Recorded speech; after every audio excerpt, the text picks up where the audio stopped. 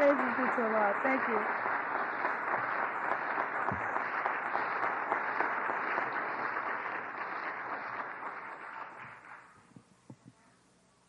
In the name of Allah, the Beneficent, the Merciful, I bear witness there is no God but Allah, who came in the person of Master Farrakhan Muhammad, to whom all praise is forever due.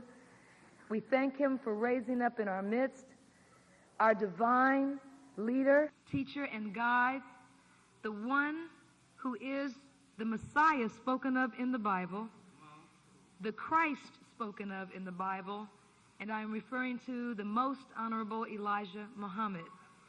And I am thankful to them both for giving us a leader, a teacher, a guide, a friend, and a living example of a free black man, Minister Louis Farrakhan.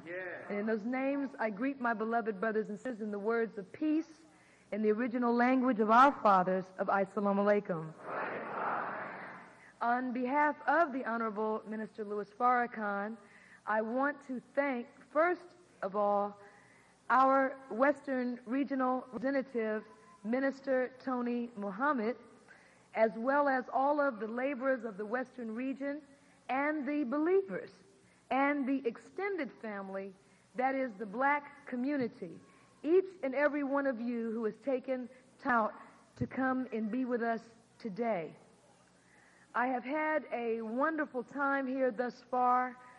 My husband, Brother Darius, and myself have been very well received. It has been 5 years since we were last in Los Angeles, and as you know, many things have changed in that time. The Honorable Elijah Muhammad said that when the physical revolution comes, and you know that it must, that eventually, if we're to have our freedom, we're going to have to fight physically. He said that the catalyst to set it off would take place in Los Angeles. That's right. And so you are not only at a time in history when you belong to a people who are now poised for war, but you have been chosen to be the vanguard. And I believe that in Minister Tony and the laborers that you have here, you have the necessary leadership. But the day has come when we can no longer be satisfied with just coming out to lectures and getting fired up and going back to our routine. We have to make this a living reality for us. And so today, my subject is how to satisfy your wants and needs. And that is not for the purpose of your mere pleasure, but in order for you to function and to fulfill God's purpose for you, you have to be satisfied. Your wants and your needs have to be fulfilled so that we can help our people. I have to say very quickly, there is a blue Toyota Camry, and it is blocking in someone's car. And the license number is 3UXU689. So would the owner please make sure they give the keys to someone so we can move it. But it's necessary, in order for you to help anyone, that you help yourself. The Honorable Elijah Muhammad said it like this: self first, then others. Put a comma there. A comma means a pause. Help yourself first, then breathe a minute, then help others. I want to read to you from the Holy Quran just a verse in the 35th surah or chapter, which is entitled The Originator. And it says, gardens of perpetuity which they enter, speaking of the believer. They are made to wear therein bracelets of gold and pearls, and their dress then is silk. And they say, praise be to Allah, who has removed grief from us, Surely our Lord is forgiving, multiplier of reward, who out of his grace has made us a light in a house, abiding forever. Therein toil touches us not, nor does fatigue afflict us therein. That is taught to you and I, a people who have been afflicted and a people who have toiled for more than 400 years for someone else. So today, we need to satisfy our wants and needs. The Honorable Louis Farrakhan writes these words: leadership is a principle with its roots in Allah. It is a rule of action that each human being is required to become involved in. The Creator gives a head to each one of us for our body. This should us that we are intimately involved with the principle of leadership. For it is the duty of our head to see, hear, speak, think, plan, and organize our forces, as well as to act to satisfy the needs and wants of the self. And so that is the inspiration for today's talk. You are already by nature a leader. And the fact that you are spending your afternoon this way means that you are born to exercise influence over others. You are destined, each of you, to operate within your own sphere of influence. This is a whole city of leaders. It is one reason why there's so much conflict in this city. In Los Angeles, because so many of our people are conscious, highly intelligent, very astute, but without discipline, this leads to war among ourselves. We're like a school of sharks preying on one another because we haven't learned to go and do for ourselves. So instead of directing our warlike tendencies, because we're born for war, at the real enemy, we are directing it at one another. And that is wrong, and that has got to stop. And all praise is due to Allah. The Honorable Elijah Muhammad teaches us that we are born into the world with a duty imposed by nature to do something for ourselves. Now, I want to talk to you about a concept that behavioral scientists have studied, described. It's called tension resolution. Tension resolution. Now, when something is tense, you may say, my muscles tense. You're experiencing tension. Tension is the act of stretching or straining. Tension is formed by the presence of two elements, two or more elements that are discrepant or working apart from each other. Now, mentally or emotionally, when we say we have tension, we're talking about intense, suppressed anxiety or excitement. Tension is a condition that requires resolution. Are you with me? Whenever there is tension, Allah has created the universe so that nature doesn't rest until that tension is resolved. The principle of tension resolution is illustrated in physics. Now, I have another lecture where I talk about jumbo jets. For example, my husband and I flew in on an L-1011 yesterday, a large plane. You may have been on a 747, a 767, a large jet. And I've often spoken of the fact that when this heavy machine, which weighs thousands of tons, goes to take off, it's actually fighting the force of gravity. It's actually defying natural law, which says it can't get up because it weighs too much. It's heavier than the air. But it gets up, and in order to get up, it has to achieve and sustain a certain speed. But I'm not going to talk about speed today. I'm going to talk about something else. Because as I pursued the study of this, I found it's not just speed that gets that jet up off the ground. Because I thought on it, and I said, well, wait a minute. It can't just be speed.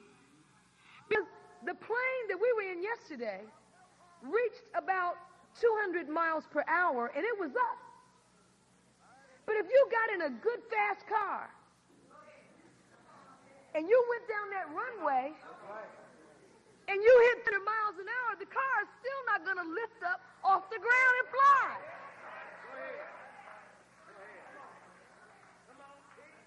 So there has to be some other force in play than just speed. It's the tension resolution phenomenon. The difference between a car and a plane is the quintessence of a plane. What is the essence of an airplane? When I say something's essence, I'm talking about that factor or trait that makes that thing what it is. So what makes an airplane an airplane? If you were in a plane, let me ask you this, and you had to sacrifice the engine or the wings, which would you give up? You'd give up the engine. Because it is wings that make it a plane. A plane can stay up with just one. It can go if it's balanced. If it hasn't tipped over and the pilot can sustain balance, it can glide for about 100 miles. And you can conceivably make it down. But you can have all the engine power in the world, and if something happens to one of those wings, you're out of here. And so that's how a plane gets up off the ground. The plane has wings, and those wings create a tension resolution system that the white man has studied and enabled him to produce airplanes. The air pressure on the upper part of the wing is different from the air on the lower part. Difference in air pressure creates tension. And the operation of natural law has to resolve the difference because nature doesn't like that. Allah has created the universe to move in peace. That's his ultimate plan, that everything move in harmony with everything else. But he has given man power and will to rule over nature. Now here is the Caucasian who is in fact your child. You're the mother and father. This is the baby. And the baby has studied nature and has figured out how to get up off the ground. You were flying machines in the air before white people even on the planet. Now you and I can't go anywhere unless they take us. And the Bible speaks of this. So natural law resolves this tension between one kind of air over the wing and one under, and resolves the difference by lifting the plane into the air, making the pressure on both wings equal. So in developing the ability to satisfy ourselves, we must learn how to construct tension resolution systems in our lives. That enables us to move, to lift up, to mature and grow. We're in a city where there are a lot of artists out here. Musicians, filmmakers, actors, entertainers. Artists rely on tension resolution systems to create dynamic movement. Writers, painters, composers, filmmakers, fashion designers, all use tension resolution systems. They create movement, direction, force, and power. They use opposites, light and dark, slow and fast, high and low, dull and bright, sad and joyful, to create dynamics. Would you sit through a movie or read a book where the plot was man meets woman, they fall in love, they live happily ever after, and that's it? Boring. One of them has an affair. One of them has a near fatal illness. One of them shoots somebody. Now we have tension. And the story becomes, how is the tension resolved? And that's when you get interested. Ooh, I wonder what she's going to do. Ooh, oh, did you see? Oh, my God. And the music, da, da, da, da, da.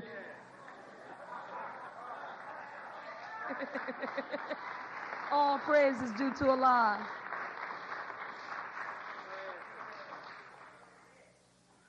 I went to see Godzilla the other day. Yes, I went.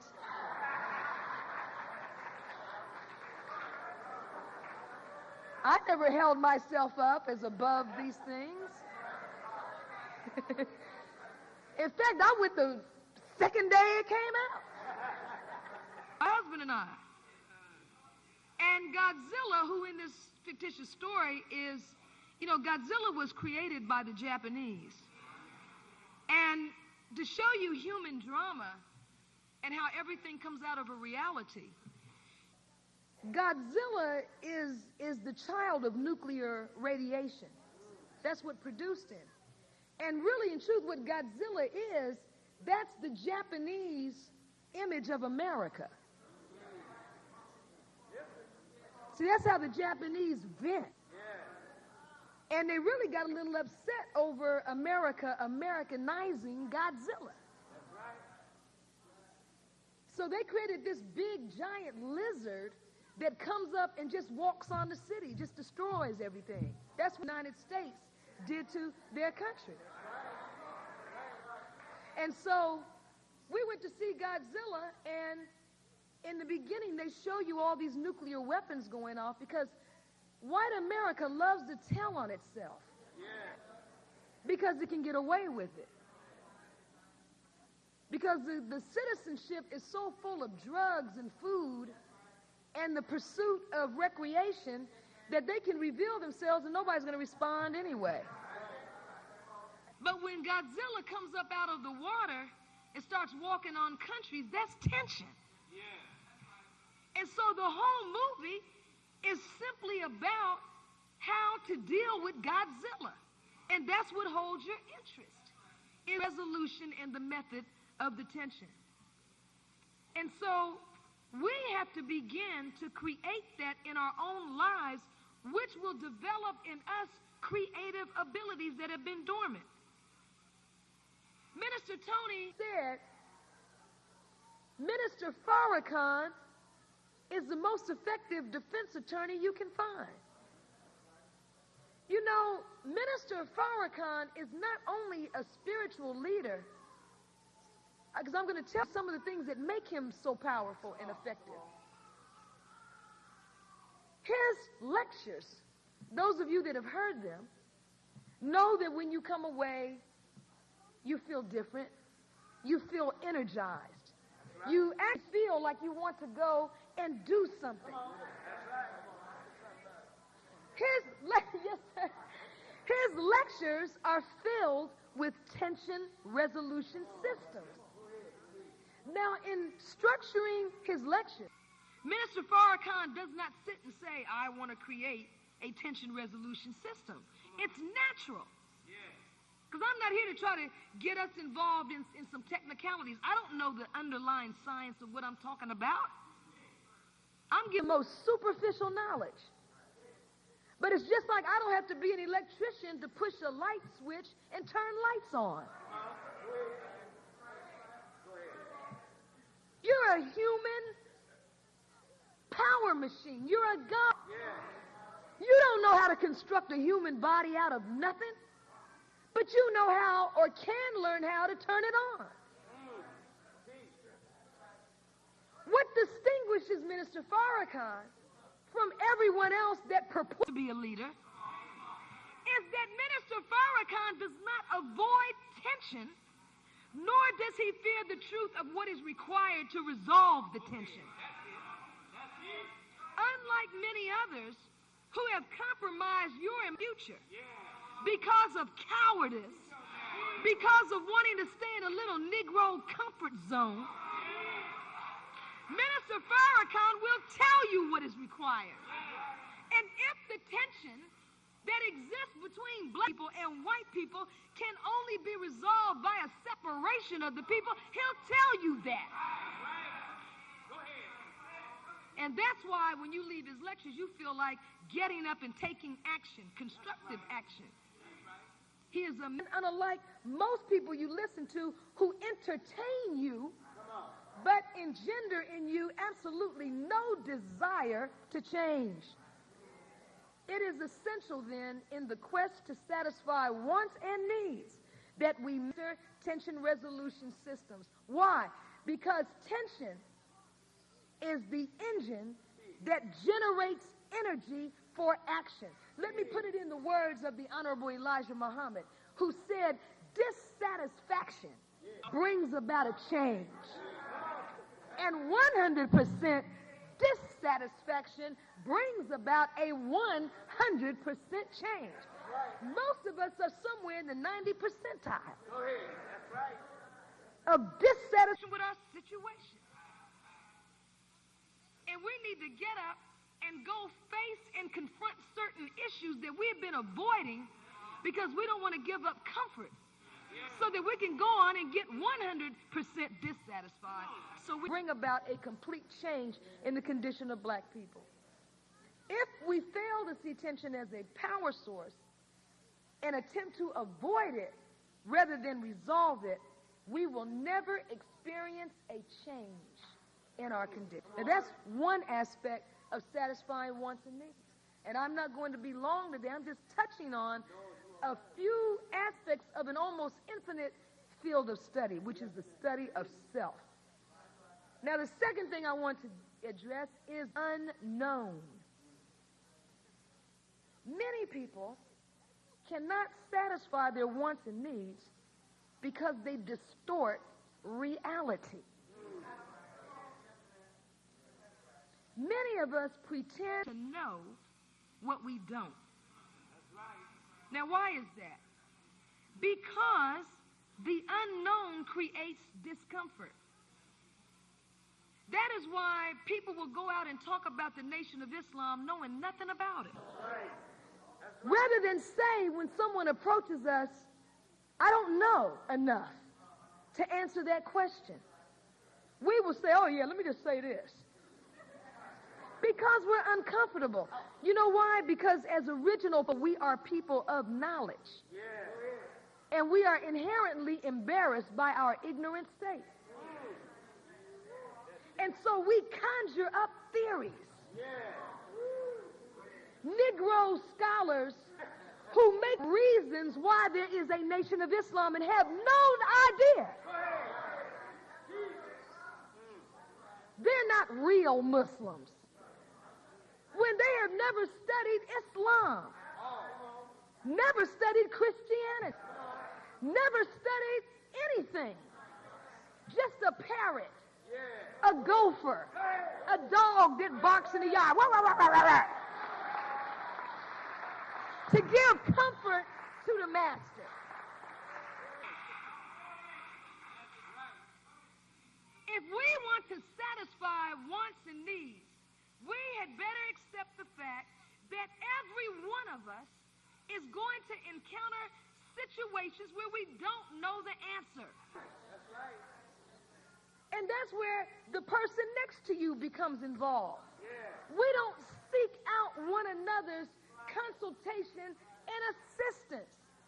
We want to be the first and only Negro. Yeah. That's right. That's right. And we're the only people on earth that are like that. Every other people, white people, Asian people, name them. They all want to achieve together. So they don't have one white person that's got a nice car. They build communities, they build cities, they build states, they build whole nations. We're happy over the fact I'm the only one looking 80-carat crazy, riding around in an impoverished community in a new car with all kind of security alarm systems on a car.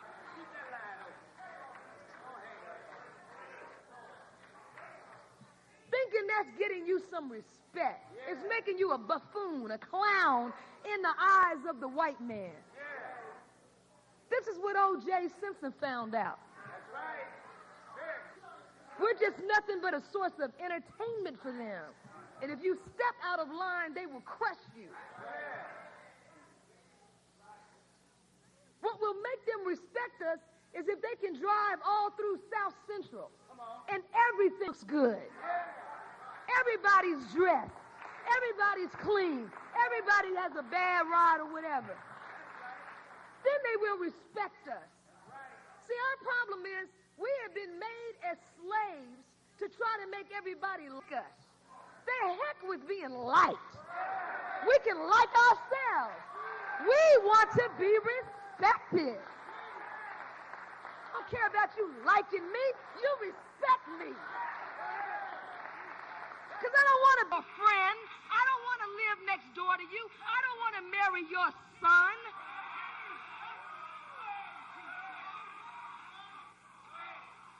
I'm a black woman. I'm married to a black man. I want black children, black neighbors.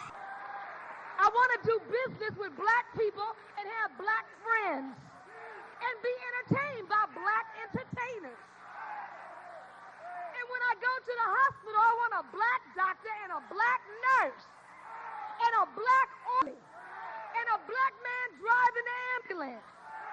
And when I go on vacation, I want to go to a black resort. I want to fly with a black airline. I want a black person flying the plane. I want to buy my clothes from black designers. I want to eat in black restaurants. I want to go to a black supermarket because I'm a black woman and I have a genetic preference for the company of my own kind. It ain't nothing wrong with that. I ain't mad at white people. I'm mad at us.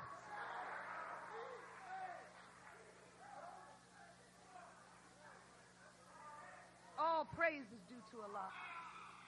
For the Most Honorable Elijah Muhammad and the Honorable Minister Louis Farrakhan. All praise is due to Allah. Now, beloved, we are in a society which places a high value on knowing things, even if it adds up to nothing. In our school system, you're rewarded for knowing. You're penalized for not knowing. So whether it's relevant or not, it's important to say, oh, I knew that. So people feel powerless when confronted with the unknown. So rather than expose ourselves so that we can find out and just say, I don't know, tell me, break it down, we pretend to have information. Now, why is this relevant to this thing of satisfying yourself? Because when we pretend to know what we don't and won't go and study, we stand in our own way. We cannot learn anything because we miss opportunities to learn because we have pretended that we already know. And the more we refuse to admit that we don't know everything, the less we will know because our mind shuts down. So we have to learn, as Minister Farrakhan has said, we have to learn to be precise about reality. We have to develop the ability to discern and face what is real. If we use our intelligence, and all of us are highly intelligent, but if we use intelligence to cover ignorance rather than use intelligence to learn and overcome ignorance, we will become disconnected from reality, disconnected from life, and stop moving. And that's how we came to be in what the world calls a ghetto. Because as black people, we have stopped acquiring knowledge. Now, the third thing is speculation that we have to address. You know, to speculate means to guess, to suppose, to theorize, to reach a conclusion or opinion reached by thinking or reflecting. Speculation has its place, but if we're not careful, we become spectators of life. Our whole life becomes one where we're sitting watching everyone else, and really that's what America is, white and black. Americans are basically a big audience. The fans. Watching, you know, when I was coming up years and years and years and years ago, the Major League Baseball, the NFL, the NBA had seasons that ended at a certain time, and there was a little gap. There was a point in time where you had a little breather. Now, I mean, the NBA, this season ended around March or something. Now it's June, it's hot outside, and they're at the playoffs. They've already started the Major League Baseball season. Before that ends, they will start the early season of the NFL. Constantly, an endless stream of sports.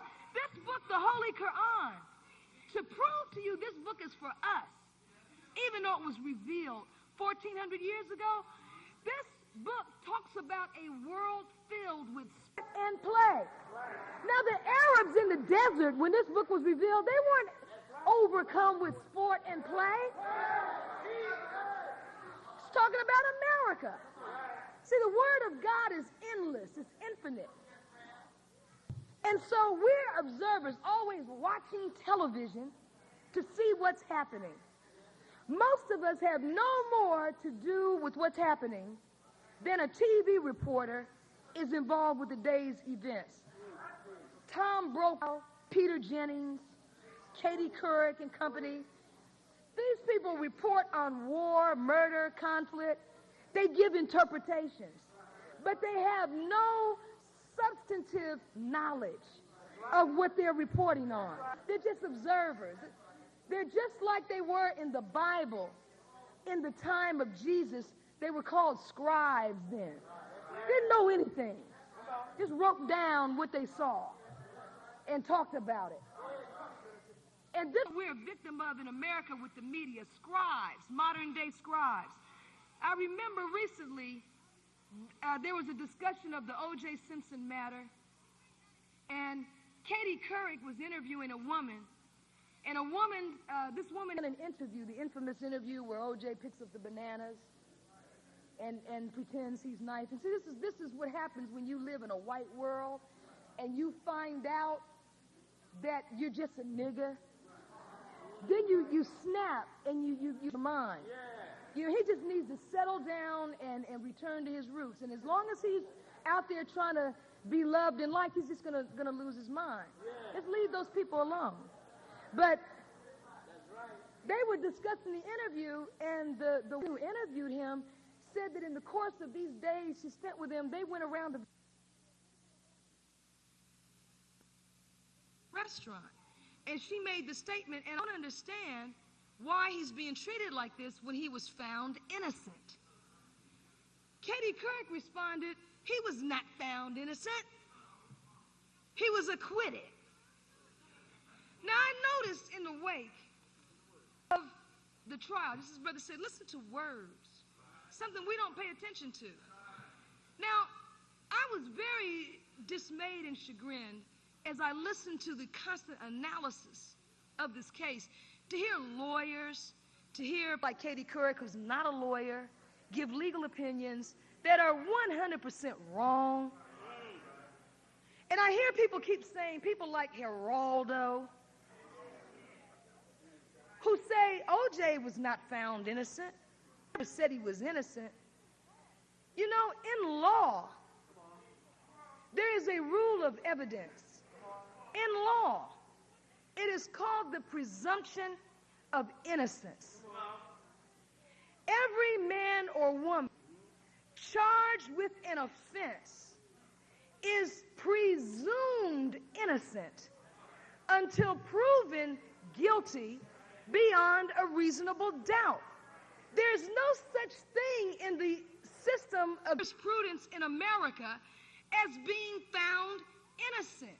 You're always innocent unless someone can prove you're guilty. In fact, you walk in, you are draped with a cloak of innocence. And only content evidence that is so overwhelming, it eliminates doubt as to your guilt beyond reason. Only that can remove that cloak. The presumption of innocence is so powerful. I've heard some attorneys call it the 13th juror. When the 12 jurors retire to deliberate, a 13th walks in with them, a shadow. That juror's name is Mr. Innocence. Just call me presumption. And he sits at the table. And when people start wavering and saying there was confusion and conflict, presumption stands up and says, well, then I remain. Because if there's conflict, if there's just as much evidence that the person could have done it as there is that they couldn't have done it, then that person must be acquitted. You cannot remove the cloak of innocence even if you can raise sufficient evidence to show a theory that they might have done it. Do you understand? And so to go around saying he never proved he was innocent is to change the law because a black man benefited from it.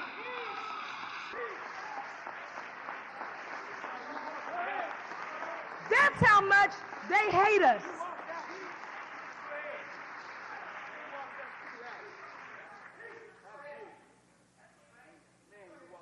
These same reporters want to interpret Minister Farrakhan. He's an anti-Semitic hate killer. He's this and he's violent. Have no idea in the world of who or what they're talking about. But we go around and say he's anti-Semitic. I heard it on TV. The next time somebody's up to you because you came out and they ask you, why were you around those people? You know that Farrakhan is anti-Semitic.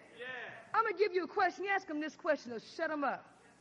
Say he's anti-Semitic? Is that what you said? I said, say this. Say, what is a Semite? Ask them that. Since he's an anti-Semite. And they'll stop right there because they have no idea.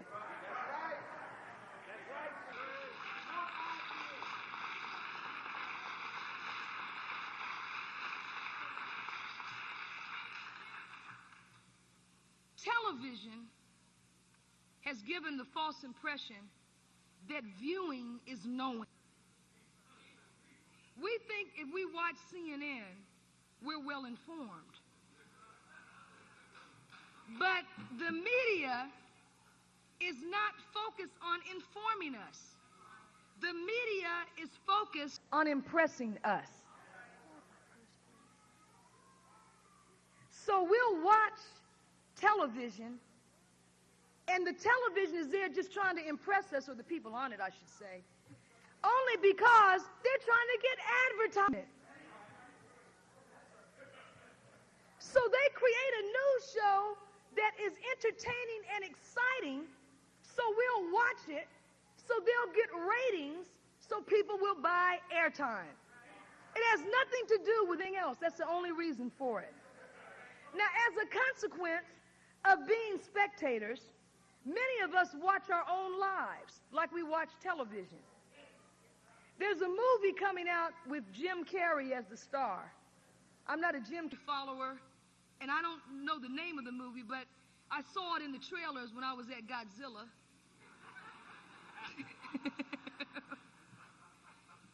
And before that, when we were at Deep Impact. Thank you, Bruce.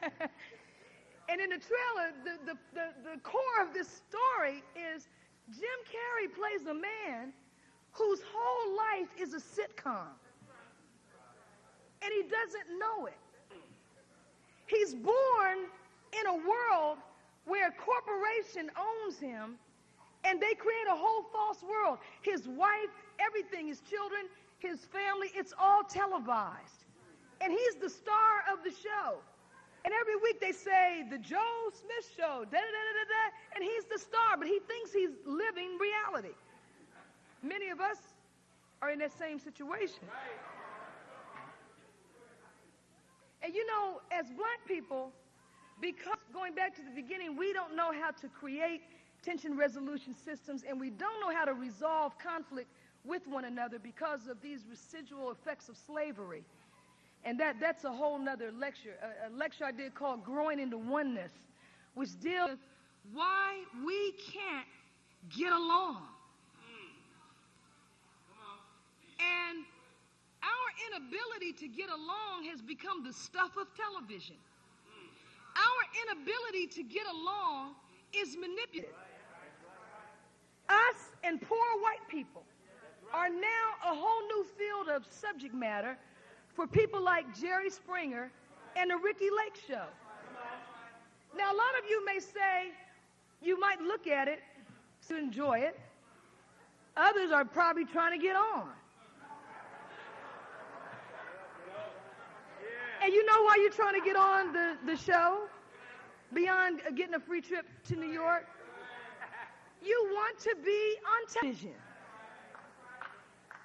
We have watched television with such intensity for so long that we've jumped into it. That's right. Black people are on all the soap operas now. All the soap operas are becoming predominantly black. That's right. Because white people have graduated out of television. They're on other planets now. Most of them who have achieved anything don't even watch television. Or if they do, they watch for a minimum number of hours. But some of us live in it. And as a result, because Minister Farrakhan says, you become like that which you submit to. So if your brain is glued into a TV, then the few little hours you go away from the TV, you're still there mentally. You know, the brain cannot discern between fantasy and reality. If you watch television, your brain processes that as an experience. That's why there's so much violence in the country now. There's so much violence on television being processed by the minds of young children. They go out and do what they saw on television. Some of us are a sitcom, and some of us are the lead role. Some of us are a walk-on. Some of us have no lines. Some of us live in a soap opera. Others live in game shows. Stood in line all night. I know you're trying to win that Powerball the other night. You know, let me just say this, and then I'm not going to spend much more time, take up much more time. I have to say this about that lottery. Did you see Hoodlum? I know you saw it. It was a good movie. That was serious. And they didn't tell the whole story, as they never do. They always water and dilute our history down. We won't make our own movies. Spend $2 billion a year going to the movie. $2 billion a year we spend, black people, buying tickets to the movie. But we can't make our own movie and get in our own theaters. But in this movie, Hoodlum, they talked about Bumpy Johnson and the numbers game, because you know during the Depression, developed what they call the numbers game. We originated that. It's creative thinking. And it wasn't the ripoff that they portrayed it to be, because it was a matter of what the messenger said, pooling resources. Now here we're in the Depression in Harlem, and you can put a few pennies or a nickel and put it on the numbers, and if you win, you could win $600. In in the 1930s. And when the person would win, they would go out and buy groceries and feed the whole apartment building. What that did was keep the money in the community. We couldn't keep our money in banks downtown. And so people that benefited from it were people that lived right there in Harlem. And this was in the time of segregation, so we had businesses there. And we began to flourish so much from this that white people couldn't take it. And for a while, we were able to fight them off, but eventually succumb. Now, I'm not here to support gambling. In fact, in the Holy Quran, we are prohibited by God from playing games of chance. Why doesn't he want you to play games of chance? Because you don't succeed as a result of skill. Games of chance don't develop skill. And he would focus on character and skill building.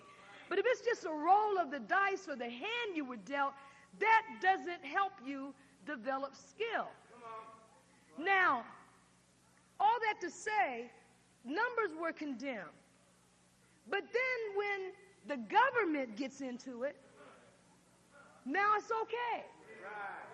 Now we use the money from the lottery for education, right, to help feed the homeless and all these lies they tell.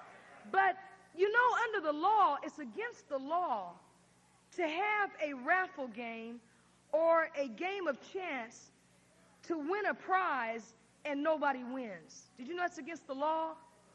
You can't have a contest that no one wins.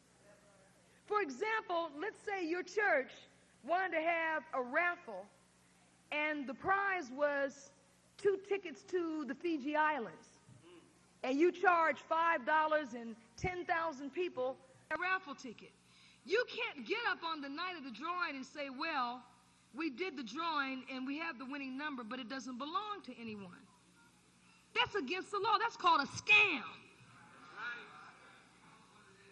But the government has lotteries where it is possible for nobody to win. They have pots with $100 million and they'll say, well, here's the numbers, and nobody has that number. Sorry. Now, when they had the big one the other day, they had $175 million or something like that in it. Just unspeakable wealth. For an individual, that's serious money. That's what we call bank. $135 million. Now here's your government. They say, first of all, it's conceivable that no one will win. Yet we don't go and take the Attorney General to jail. She's always on the microphone talking who she's going to indict. I want to make a citizen's arrest.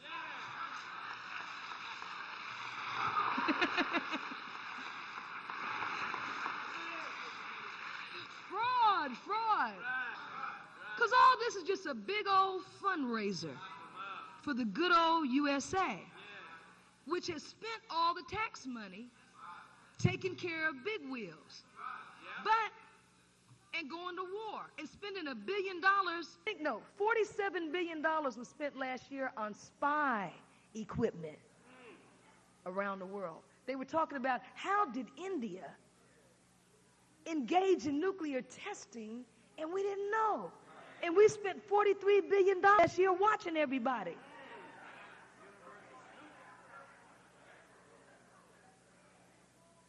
But anyway, when the Powerball was played, or however it went, lo and behold, I'm so surprised that the winners were a little white couple.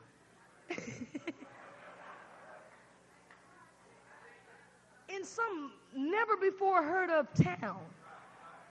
Did you see Wag the Dog? You gotta go see Wag the Dog. It's about how the government fools the public, and it's very entertaining. Robert De Niro, Dustin Hoffman, all the good actors are in it. Serious movie. But in Wag the Dog, there was a president who was in a little trouble because he had a penchant for young girls. And in order to take the heat off the president, the government made up a war. I shouldn't say the government. A spin doctor on the president's staff got with a Hollywood producer and produced a war. I mean, how do you know that what you see on TV is what you see?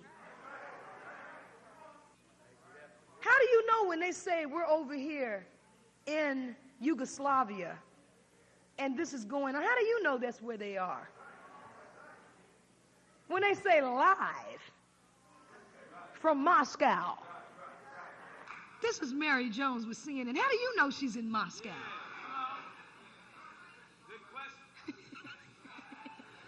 How do you know this little Midwest couple in this little town we never heard of is even real? You better think about it. I'm not going to say anything else. But as I close, beloved, just little nuggets for thought. A valuable lesson that I learned from studying Minister Farrakhan is this. Satisfaction is not always the most important thing. If you remember when I quoted him at the beginning of the lecture, he used the word involved. He said you have to become intimately involved in the leadership principle. Involvement, beloved, has its own reward. When you are involved, you're not focused on what's in this for me. Rather, you are thinking, what can I bring to this that I'm involved in? Satisfaction, such as that which comes from material things, is temporary and does not necessarily lead to more satisfaction. In fact, as I told you earlier, Allah ordains struggle and dissatisfaction. And as the Honorable Elijah Muhammad said, it's a principle of divine law that dissatisfaction brings about change. If you couldn't get dissatisfied, you would never change. So it's ordained. It's ordained that you have it. So satisfaction is not everything. But involvement can be permanent. It can last throughout your lifetime. Involvement reinforces itself. It can be permanent. The more you get into the action, the more active you become. Involution precedes evolution. That which is involved in the mind evolves through matter. And so once you involve yourself in your own mind, what will evolve out of your thinking is a change in your material situation.